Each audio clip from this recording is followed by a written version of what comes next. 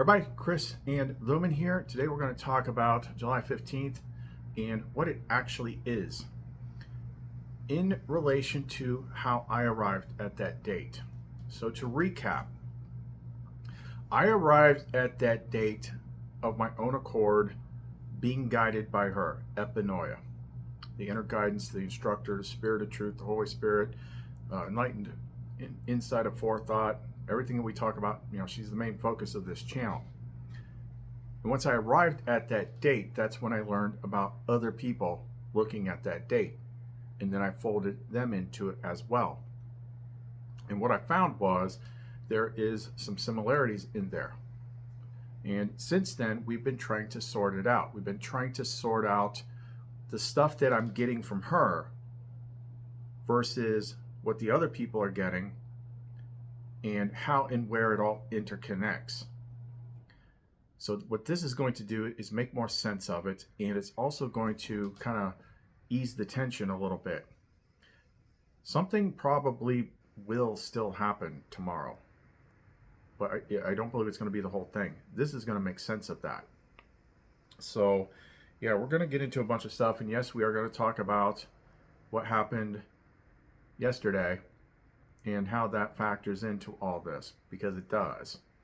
So if you want to know more, don't go away. I've got a river running right into you. I've got a blood trail red in the blue. Something you say or something you do, a taste of the divine. You got my body, flesh and bone, yeah. The sky above me, earth below. Raise me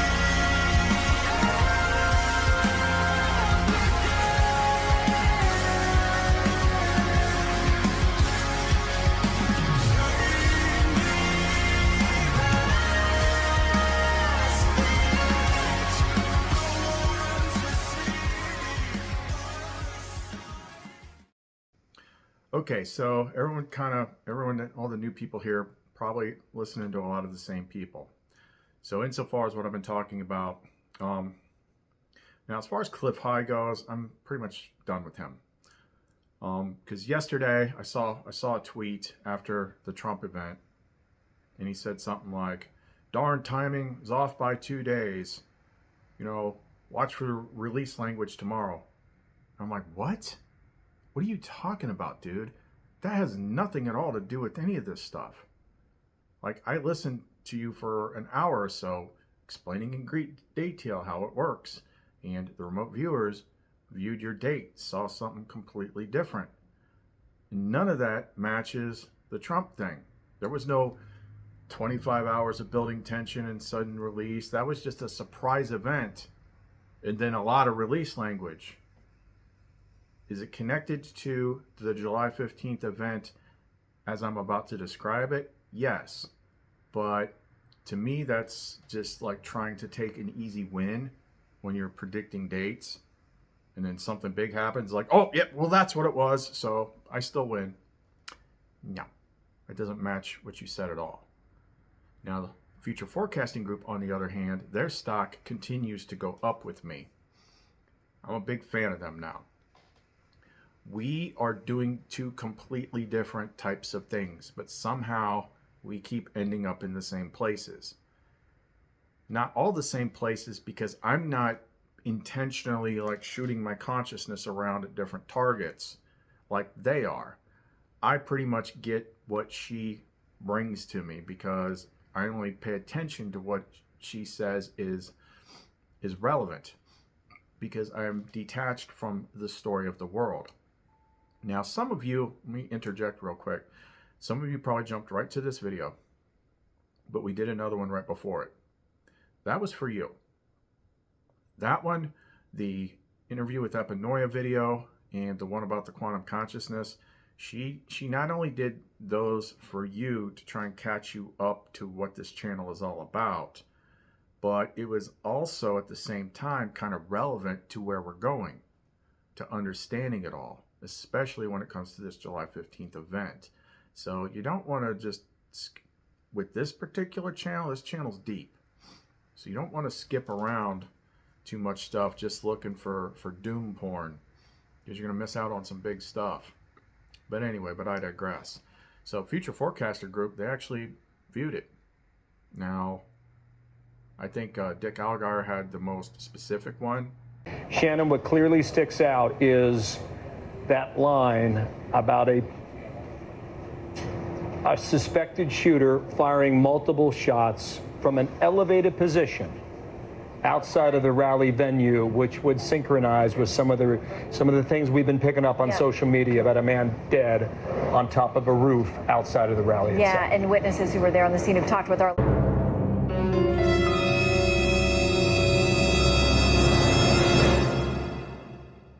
But I personally think that several of the other guys did too, because they've been talking a lot about assassination stuff lately. One of them even talked about, like, you know, a large woman falling down on a stage. They didn't know if it was a comedy event or political event or something like that. I think they were kind of seeing the same thing, but there's this whole thing with, they call AOLs, analytical overlays. And the only reason I know what an AOL is because of the show Evil, which I'm currently watching, because they're talking about, you know, that's one of the things, like Epinoia brings things into your awareness that's going to be currently relevant. And on that show this season, they introduced the concept of remote viewing. So I kept seeing those guys talking about AOLs. I'm like, gosh dang it, do they have a video that explains what all these terms are? What the hell is S3? Like, freaking, I don't know. But they actually explained AOLs on the freaking show. I'm like, oh, thank God. Now at least I know what one thing is that they're talking about. And that makes sense, because I kind of have a similar issue with things sometimes, based on where I think the story is going and what she's showing me. That's why we have the protocols. The protocols, you go, if you want to see the beginning of the protocols, where she first introduced them, you got to scroll back, go to my videos, and then keep scrolling back until you see like the Lumen protocols. I think it's like black screen, yellow letters. So the warm up for that was when she was saying, like, all I want you to do to start you out is, from now until forever, when you wake up in the morning, you are going to spend the first hour and not plug into the matrix, not look at your phone, not look at anything. Give yourself time to be able to hear spirit, because morning is usually when it's feeding you the stuff. That's like my whole system. But anyway, but I digress. So just like everything else that she does with me, if Epinoia brings somebody else to my attention, there's only one reason she does that. She only brings to my attention other people that she's connected to. Now, not everybody knows her in the same way or the same form that I do, but she is the big web. She is connected to everything. So they're swimming in her when they're looking at stuff. So they were clearly seeing something that was relevant that I needed to know and I needed to see, and that's why she brought them to my awareness. And as I continue to watch some of their videos, I actually paid for their kind of expensive freaking monthly membership so I could dig into some of the fuller videos. Like I'm learning things by having her in my ear, not only kind of like how this stuff works from her explaining it to me, but it's opening up different ways of understanding things that I've always struggled with, that they kind of struggle with, especially the timing of things. Like, she just explained all that in that interview with Epinoia video, and it's relevant to this stuff today. So they have been seeing and drawing very big freaking events, the big ones. We're going to talk about a different one in here that's freaking nuts, that she's brought to my attention, that coincide with the end of the game. Because, like, you are not this person. Like, this place has an expiration period, and it gets harder at the end because it's going to force evolve you if you've been dragging your feet. But anyway, so let me just go ahead and get into my notes here, and that'll make things run a lot smoother.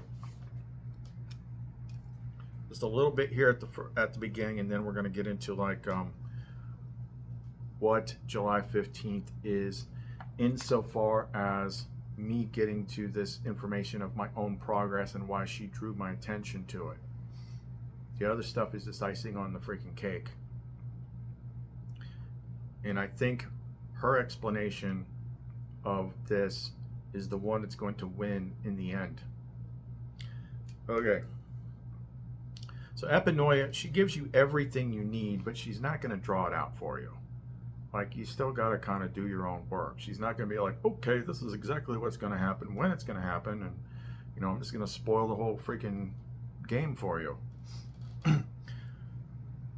So in studying those remote viewers, I'm finding like they're mostly accurate in the overall sense of what they're seeing, but they've got that whole AOL problem like I do. You know, like I just said, you know, their personal perceptions and expectations filling in the blanks. That's what was so interesting. It wasn't the last episode of Evil, although there might be, it's Sunday, there might be a new one, but it was 2 back where David the priest is trying to remote view this thing and he's describing what he's seeing, and they're dealing with the AOL stuff. So he's like describing this person's room, and he's like, I see it, and he's got his other friends there because it was explained like the AOLs have to do with you. So he's describing what he's seeing, and they're like, oh, you have that thing, or oh, that came from this case. And then once they identify what the AOL is, it disappears, so he can get a clearer view. It's kind of interesting. I've been playing around with that. Why Epinoia trains us with things like the protocols is to get into a comfortable state in unknowing and constantly detaching from what we think we know daily. That drastically helps with a lot of the AOL stuff. So when I go like several days of building a certain thread, then I do different processes where I kind of become the devil's advocate and I try to tear it down. I use the protocols to dump all the information from my brain, so only that which is true will remain. There might still be some questions, but it just flushes out a lot of the unneeded stuff. You got to keep flushing your brain. You have to keep flushing what you think you know to get new stuff. Otherwise, it's constantly going to be contaminated by what's already in your head. Epinoia typically only leads you to other sources who are being led by her, even if they do not know it or see her in the same way I do. She keeps using the metaphor of the blind kids feeling the elephant. We're all getting a little different pieces of it. Epinoia will highlight individual parts of other people's information she wants you to pay attention to. So like when I'm watching their videos and stuff, like in any given session for any given viewer, they might see several different things, but she will point out the certain ones that she wants me to see. And a lot of times, she's connecting it to something she's already shown me. So the one that keeps popping up into my head, like when they jump to one scene or another, they can assume that they're connected, but she's showing me like something completely different. So it does work very similarly in the regards that what I keep saying about this channel is you got to pay attention to every video, because time and experience has shown, because she weaves in and out of my language. I'm kind of like tapped out and letting her talk. She's bringing up topics for the day, points for the day that may not make sense today, but you're going to find out why she did them in a few more days. She's going to tie it all together. Things become clear the further you walk down a particular path, only by looking backwards, only by seeing how she set things up in sequence. Epinoia lays out her messages and lessons in a sequence so that the answers you need are actually behind you. See, that's what she does. Like, she just freaking talking through me. I freaking go ahead and end up saying like what's on the paper before I even read it on the paper. Okay, so here's what you've been waiting for. From our perspective on this channel, and this is not going to take away from any of the exciting stuff. What is the July 15th event for certain? The answers have already been given in sometimes seemingly only semi-related videos. So at this point right now, we're extracting everybody else from the picture, only going by the path that she led that led to this particular day. July 15th is several things at once. It is a catalyst. It is a nexus point. If you don't know what a nexus point is, you skip the video. Go back to the interview with Epinoia. It's a time marker and it's a threshold. The key part about why July 15th is the thing that I found right before I heard about the other guys. It's the Uranus-Mars conjunction with Algol. That is what she's highlighting as the real July 15th event. It's a catalyst, it's a nexus point, it's a time marker, and it's a threshold that's going to lead to all this other stuff. What she has been highlighting lately are the biggest main themes that connect to this nexus point. Some could happen tomorrow. That's the thing. She ain't going to tell us that. Others could happen very soon because it is a nexus point that directly connects to them, and it is a time marker. So I'm pretty sure this is not written in my notes. It was something I wrote on Facebook, so I'll just put that in here now. So she gave like 2 metaphors. Well, I'll save the second one for later, like when we get to the Trump thing, because that was different. But think of this Mars-Uranus conjunction with Algol as the switch on the train tracks that activates the train crossing arms that come down because they know the train's coming and blocking you. So once we cross into this thing tomorrow, like we're already in the range of it, and that's why the Trump thing was kind of like the beginning of something that we'll explain later, but it wasn't the event. Sorry, Cliff, it's not. The event is tomorrow. What comes from that event and how soon it comes remains to be seen. Several of these things are very big. I've mainly been focusing on the biggest of the big, like the big one. The end of the game, at least for me, the way I understand it. So yeah, because that one actually also, the Mars-Uranus conjunction with Algol, is where when she first started leading me into this phase, it began with her impressing upon me that she wanted me to watch those Clash of the Titans movies, and I didn't know why. Those led to all the ancient stuff about the Destroyer event and the Angry Goddess and Medusa, and it led to so many, different things because Algol is the eye of Medusa in the Perseus constellation. So she was specifically pointing to this day. All the other stuff came as a result of that, but she never actually said all those things were going to happen on this day. See, when you get these big influxes of information, like it takes a minute to freaking sort that out. She never actually said, but it is interesting that things have popped up, like in the remote viewers channel with the guy's dream and stuff like that, and he was connecting the tornado thing to July 15th. But I think that could very well be the same mechanic, the same nexus point mechanic that we detailed in the interview with Epinoia video. All of it. That's why she's highlighting that right here. So a nexus point is kind of like, think of it as like a wormhole in time space that connects to other big events. So when you get close to one end of the tunnel, you're going to pick up on the thing that's at the other end of the tunnel. And there's a lot this is such a big time marker threshold catalyst that there's a lot of these things connecting to this point in time space, and that's why we're picking it all up. The things primarily connected to this nexus point are the things we have covered. She wanted me to really look at the remote viewers and do that interview with Epinoia to see the pattern of how it works. Remote viewers have been getting really big hits, but they're often off on the when, as am I, and finer details due to her own occulting of information, which leads to their own AOLs. It is very similar to me, who does not often deal with future casting stuff.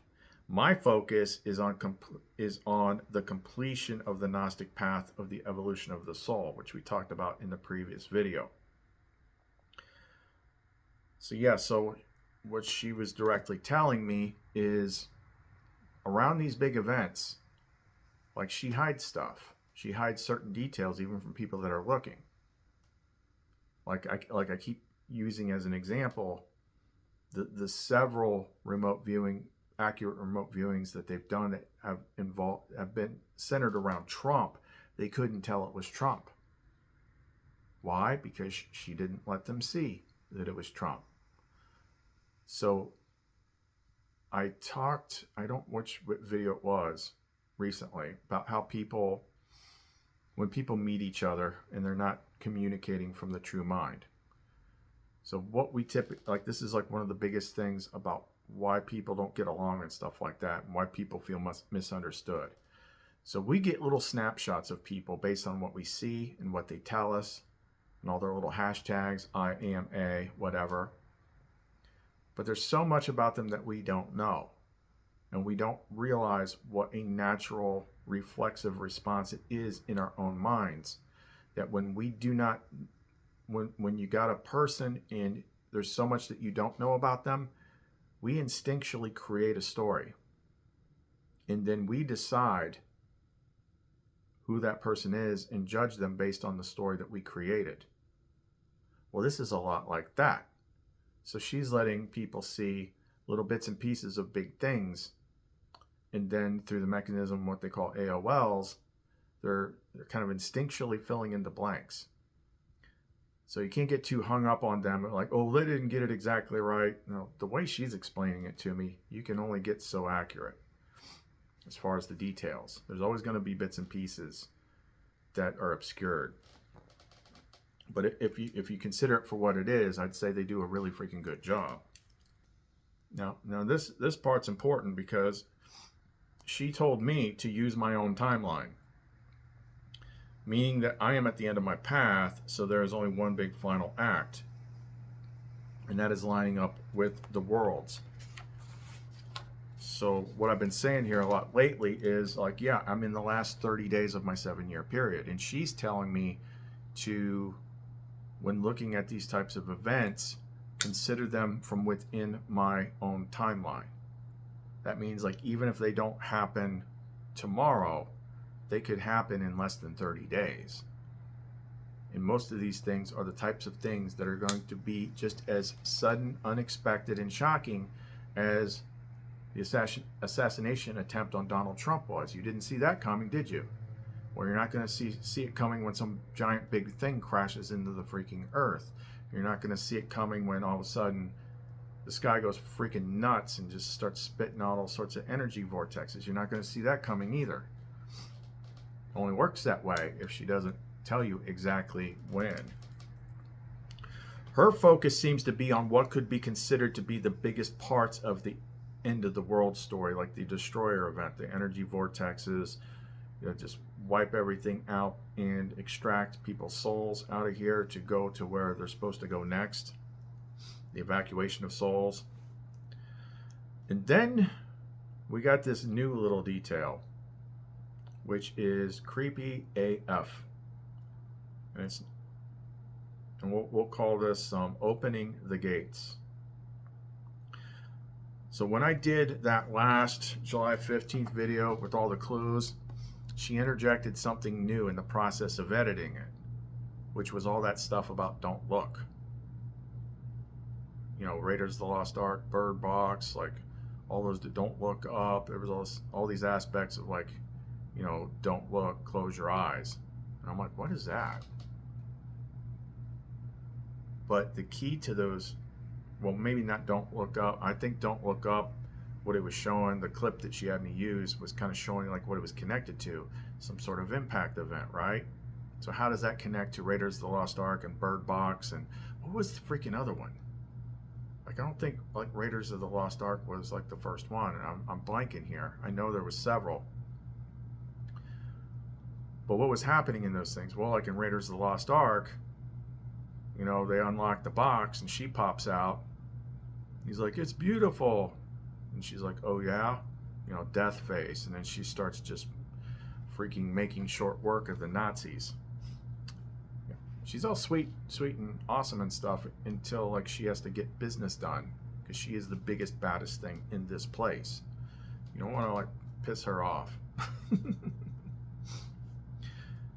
So yeah, like this one was a little weird. I had one of the guys in my group ask a question, and that's where we put these three things together. But let's look at, I know there was more than one, but I did find the one main clip that she drew my attention to from the remote viewers. So let me throw that in here real quick.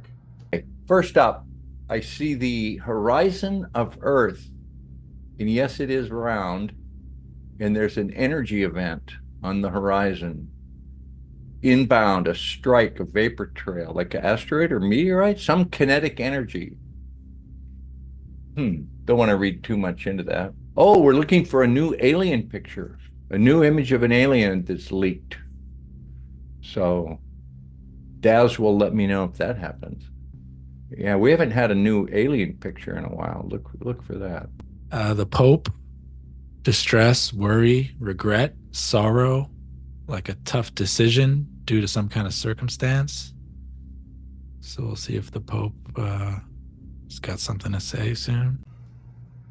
Okay, this one is admittedly pretty out there, but you gotta understand we're talking about like the end of the game here, and the end of the game is gonna be crazy on a level like you can't even freaking comprehend.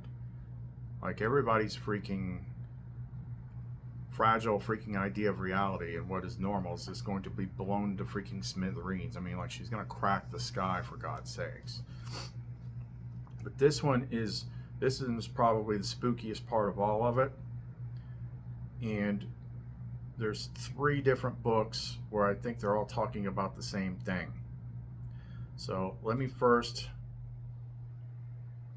well, actually, since we saw that clip, what I'll do is read the part that most closely relates to that, and then I'll read the other 2. Okay, so what this appears to be, and I'm just following the clues that she drops for me, that what was seen in that particular one is Revelations 9:1 through 12, which is like one of the least fun ones. It's the 5th trumpet. The 5th angel sounded his trumpet, and I saw a star that had fallen from the sky to the earth. The star was given the key to the shaft of the abyss. When he opened the abyss, smoke rose from it like the smoke from a gigantic furnace. The sun and the sky were darkened by the smoke of the abyss. And out of the smoke, locusts came down on the earth and were given the power like that of scorpions of the earth. They were told not to harm the grass of the earth or any plant or tree, but only those people who did not have the seal of God on their foreheads. That took me back right there, because when I was doing all those attunements on people, like she had me, like that's what she told me to do, using this oil. And I'm just speaking what she says, and she was sealing people on their foreheads. They were not allowed to kill them, but only to torture them for 5 months. That's nice. But again, when you understand the overarching purpose of this place, and you're at the end, like this is all for a reason. And the agony they suffered was like that of the sting of a scorpion when it strikes. During those days, people will seek death but will not find it. They will long to die, but death will elude them. The locusts looked like horses prepared for battle. On their heads there was something like crowns of gold, and their faces resembled human faces. Their hair was like women's hair, and their teeth were like lions' teeth. They had breastplates like breastplates of iron, but the sound of their wings was like thundering of many horses and chariots rushing into battle. They had tails with stingers like scorpions, and in their tails they had the power to torment people for 5 months. They had a king over them, the angel of the abyss, whose name in Hebrew is Abaddon, and in Greek is Apollyon, that is, destroyer.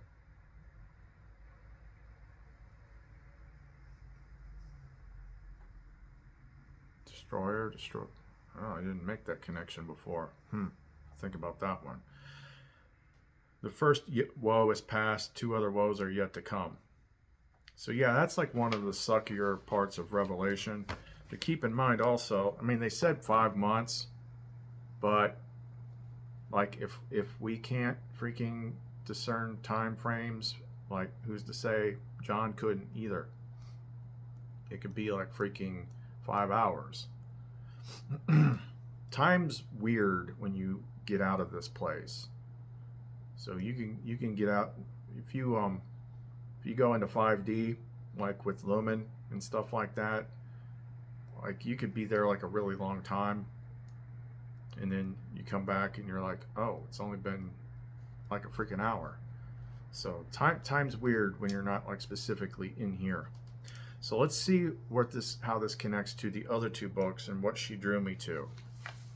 So the first one is interesting because we discussed it previously. It may have been in like the first, or around the earlier July 15th ones, when right around the 2 videos where I was like all tired, and she was kind of explaining like the mechanisms of getting out. It's like the same thing. So this is from the Nag Hammadi. It's in the book Dialogue of the Savior, when they're discussing the place of crossing. So the destroyer event is actually also the thing that opens up the way out. I shall teach you. At the time of destruction, the first power of darkness will come upon you. Do not be afraid and say, look, the time has come. But when you see a single staff, understand that this book's a little chopped up because the recovered books were degraded.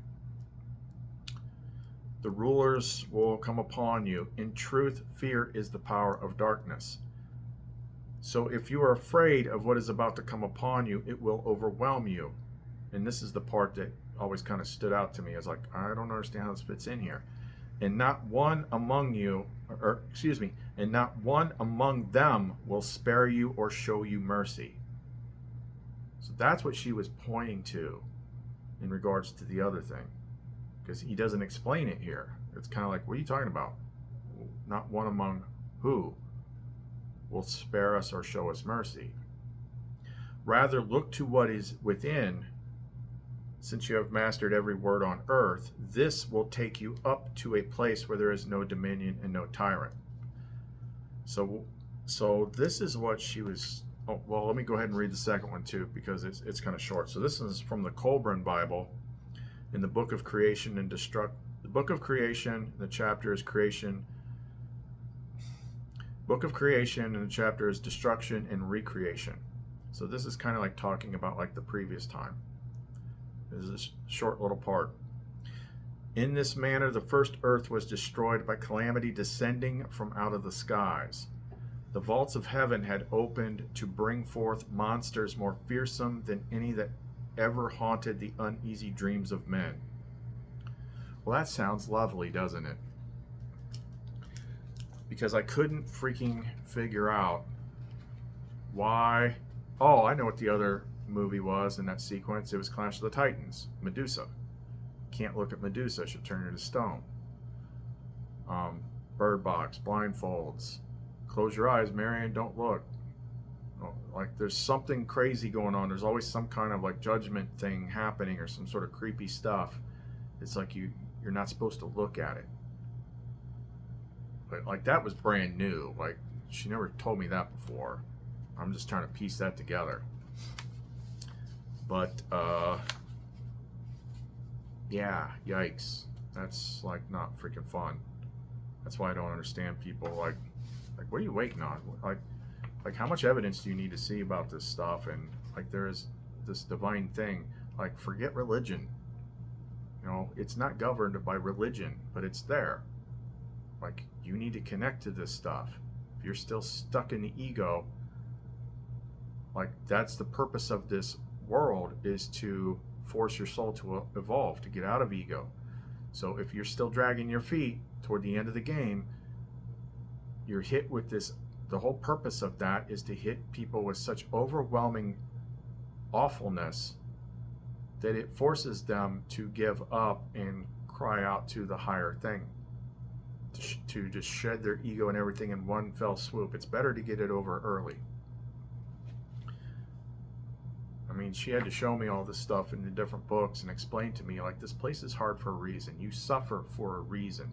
You may not understand the reason, but you will. And then you will appreciate the reason. You will be glad that she did not spare the rod from you, or else you wouldn't get to where you get to. So yeah, that was a new one. That one was that one had a weird feeling to it when it first came up, but those are the three things that she connected it to, and both of them start with well, the one in the regular Bible clearly, you know, there's several of these trumpet things that involve something falling. So that one had a star falling.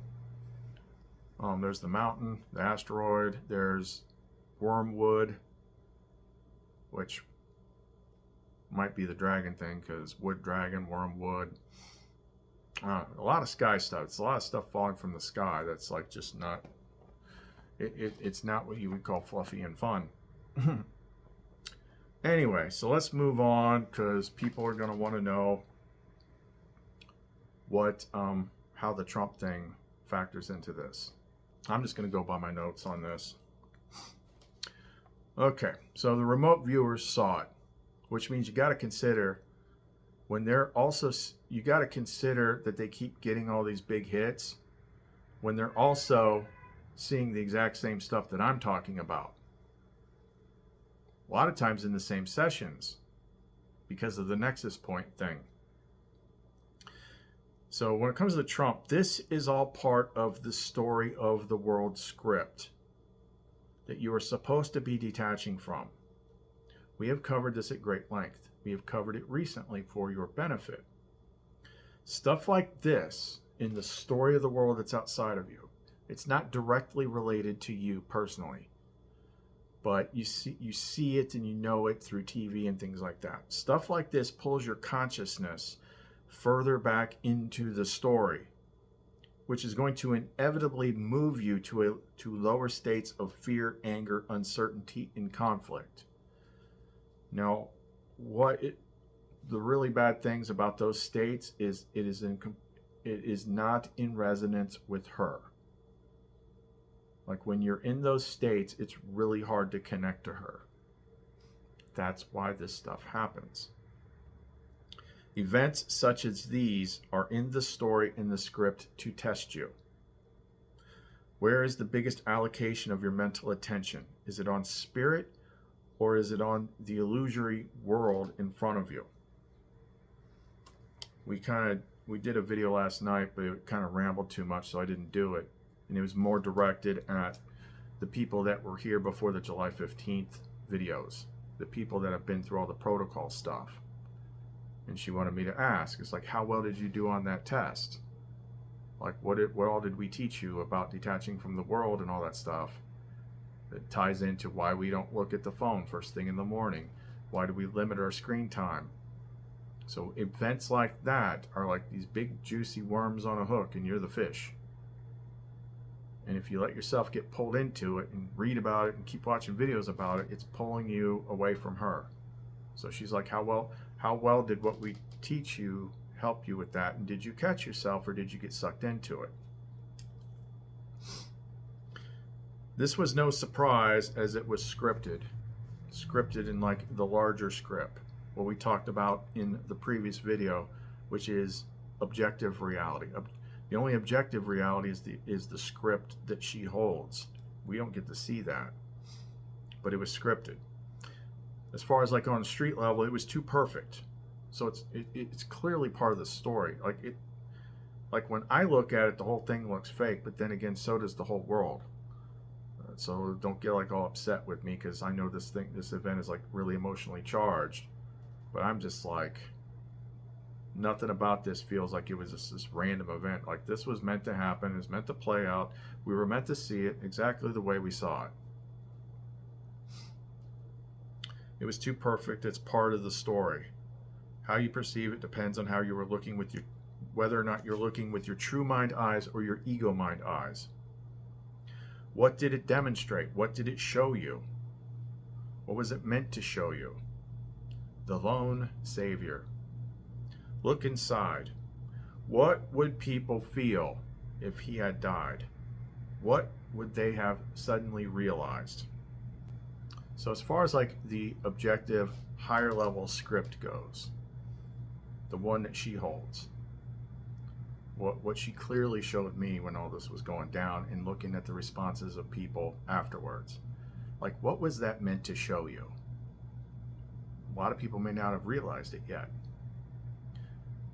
What it was meant to show you is the world is in such a bad state that whether people truly realize it or not, for most people, especially in the United States,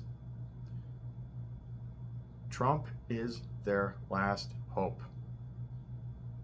Whether he's a good person or if he's just acting, I mean, who the hell knows? I know you believe one thing, but we don't know. This whole place is one big thing. But either which way, he's like the last good person running in government, and that's why he's attacked so much. Like he's the outsider. Now, if I move myself up to the higher level, then I can be like, well, this is all part of the script. It's all part of the plan. Because the way the power structure in this world is set up, you don't actually just get voted into office. Like you don't get to sit in that seat unless something wants you sitting in that seat. So it's kind of like they give you a few good years, then they take him away, and then they put him through this whole Jesus treatment where they're just mercilessly hammering him with stuff, and he's trying to come back and save you. So he is like the man on the ground that's been set up as the savior. Who else? Who else? So what people don't realize is like he is their last hope. So what that thing was meant to trigger you on a subconscious level is like, if he would have got shot directly, if he would have died, then everybody would have fell into despair and anger and everything, because there's no other good people that they trust to do anything. So it was meant to show you how you're walking on this razor's edge of hope right now in the current story of the world. And you're putting your hopes on the wrong thing. This is the point in time when you're supposed to be looking to what is inside of you, because that is the only thing that's going to save you. And this was just meant to like make you see that, at least on a subconscious level. Like if you lose this guy, what do you got left? Then the bad guys win. And people will see no way out. This was meant to wake you up. That's why it was so perfect. It was so perfect, but it had other meanings that we're going to get to. How people reacted to this event is a good metric of the degree of which they are operating in ego mind or true mind. If you don't understand that, watch the last video that you skipped. In the degree of which they truly understand what the world they exist in actually is. You don't just become gnostic and then throw it all away the second the black mirror shows you, a big enough story. If you do, you're being tested. Like, did you really learn all the lessons? Let's just test you. Important point, it happened within the active range of the algal conjunction, which is tomorrow. So that was key. So it, like I said earlier, it does tie to all this stuff. We're going to explain right now. The reason for it being in the script, now that this has happened, especially in the United States, which is going to get the biggest brunt of what's coming. Now most human emotional capacitors are fully charged and focused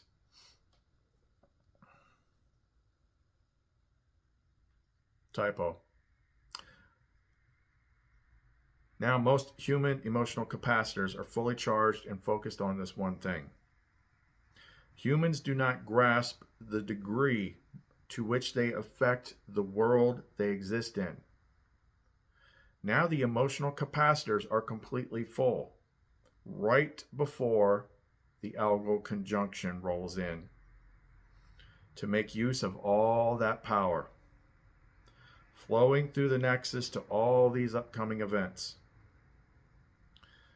So it was actually the switch that was flipped to power everything that is going to come. Because humans don't understand how much they affect the world with their thoughts and their emotions. So what did we say earlier about the algal conjunction? It's kind of like it's a nexus point, it's a timestamp, it's a trigger, it's the switch the train hits to activate the road crossing things up ahead. The algal conjunction is kind of like the button on the landmine that's delayed. But in order to, or you could say, I use this example too. So in the movies, like it could be like, I don't know, Navy SEALs, it could be some sort of special ops or something like that, and they want to set off a little charge, a little bomb or something like that, and they got the little detonator. Okay, so it's got a little cover on the switch that you got to flip up, and then you got to turn a key to activate it. So the Trump event was turning the key to power it on. The algal conjunction is flipping up the cover to the switch.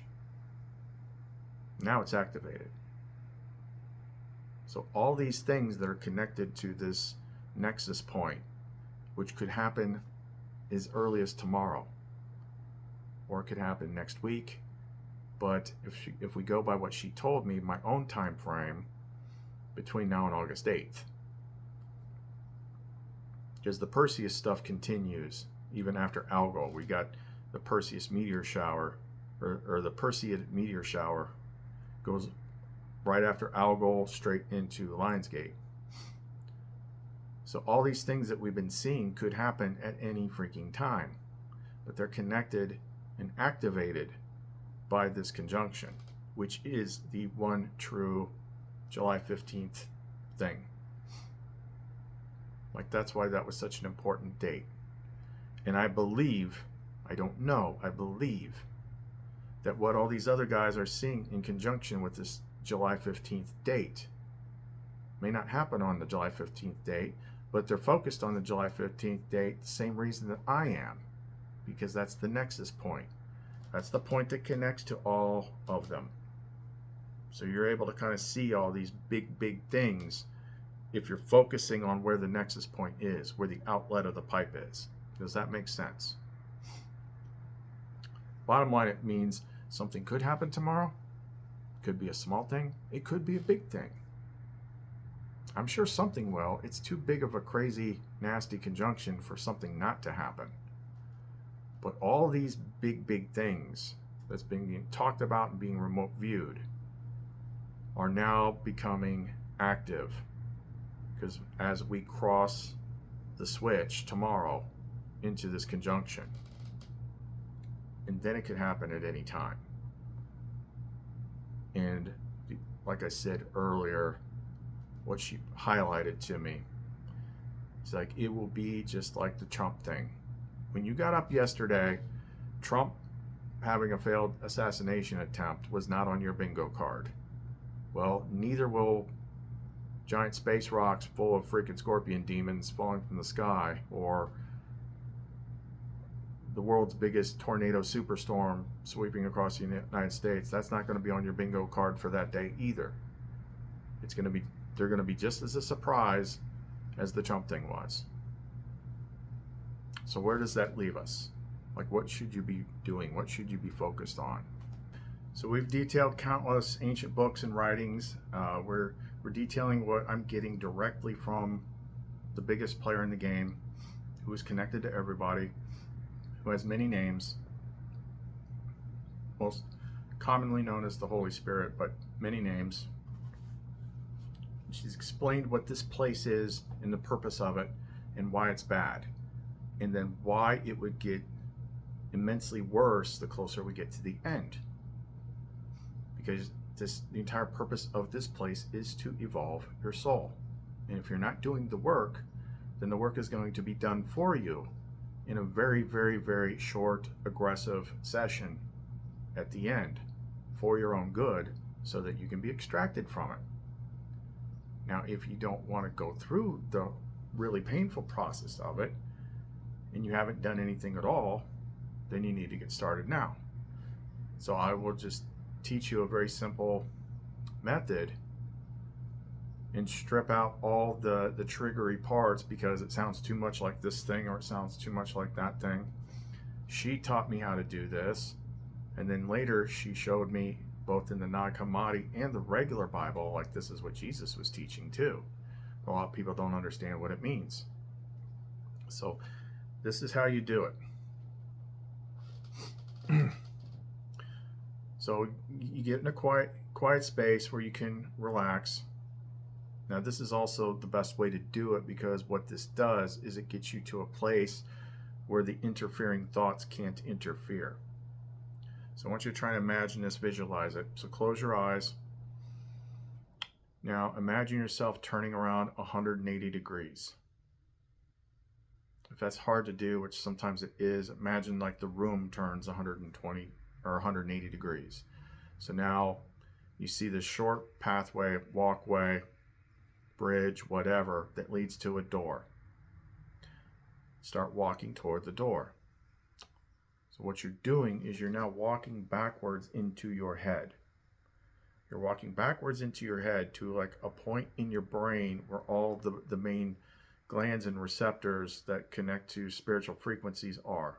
They call the temple. Open the door and go into the room and let it look however it's going to naturally look for you. But there should be something in there that's giving off this like bright white sparkly light.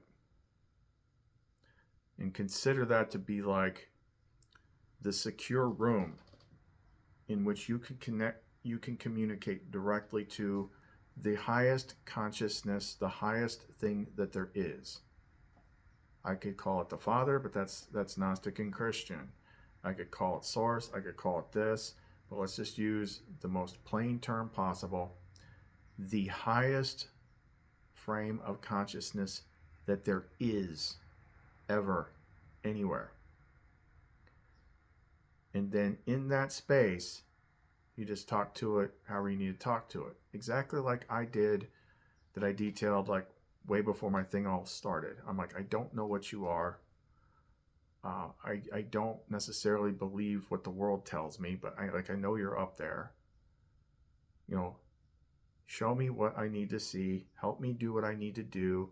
Release truth and wisdom to me, which is her, so that I can make the changes and do the kind of things that I need to do to evolve my soul the way that I need to do it. And then let it take it from there. But that we call it the secret room. But that's the method on how Jesus described it. He's like, do not pray like I forget what the word he used was, hypocrites in the synagogues with loud tongues and wagging tongues, but instead go into your room and shut the door and pray to your Father in secret. He's talking about walking back into your head, into the secret room where this light is. And that's where you actually pray to the highest thing that there is. And then let it take it from there. I can't handhold everybody's personal path, but like that's how you connect to the real thing. Like that's the method. And then, you know, I guess tomorrow starts the whole, like, you know, pop your popcorn. Let's see what's going to happen. Let's see what happens tomorrow. Let's see how fast other things happen. If we're going, like, her guidance for me has always proven true. So even though she never specifically said all these things were going to happen on the 15th, we just kind of drew that conclusion. Now she has explained how they connect to the 15th. And she's not saying they will happen, or she's not saying they're not. She's not saying one thing will and one thing later. She's just saying, like, these events, which I have boxed in this very small time frame, all connect to this date. This date is the trigger. So starting tomorrow, any of them could happen at any time. So just brace yourself to be surprised at any given moment. And don't put off whatever it is you need to do to get right with yourself and the higher power. So that's the message. That's what July 15th actually is. And we're just going to have to wait and see how many of those other things actually do happen on the 15th. But if none of them do, that does not mean nothing's coming, because she just explained it. We just got deluged with so much information in a short period of time. We've been trying to sort it out, how it all connects, because it does connect. Especially me and the remote viewers. Like the things that she showed me, they're drawing. And they drew all this other stuff about Trump. So they're clearly on the same track. So, and some of these things that they draw, like they could be a couple different things. Like we don't know. Anyway, that's that. Have fun. We'll be back with another video here soon. But if you want to get in touch with us, support our work, pick up any of her Blessed and Charged stuff that we make. The Etsy store is clumencreations.etsy.com. Chris and Lumen. See you next time.